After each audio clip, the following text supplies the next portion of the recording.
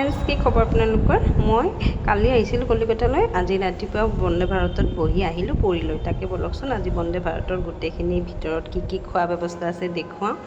আমি মানে কলিকতাৰ পৰা যেতিয়া বহিছিলোঁ তেতিয়া হৈছিল 6:10 মানে নহয়, আমি মানে 6টামানতে বহিলোঁ। 6:10 কিন্তু ট্ৰেইনখন এৰি দিছে। এতিয়া মানুহ বহুত আছিল। মই মাজত খালী হোৱাৰ পাছত ভিডিঅ'টো কৰিলোঁ। বহাৰ পাছতে 10 মিনিটমান পিছতে দিলে আমাক পানী।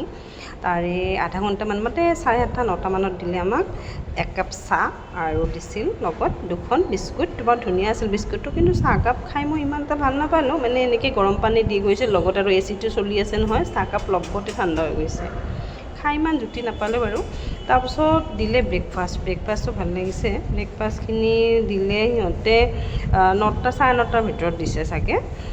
বিৰাট ভাল লাগিছে খাই। ইয়াতে কেক আছিল, তাৰপিছত ব্ৰেড আছিল, আকৌ ভেজৰ কাৰণে ভেজ কেক কাটলেট, আকৌ আছিল কৰ্ণ, আৰু তাৰপিছত লগত কিবা কিবি দিছিল কিন্তু 3বিধমান।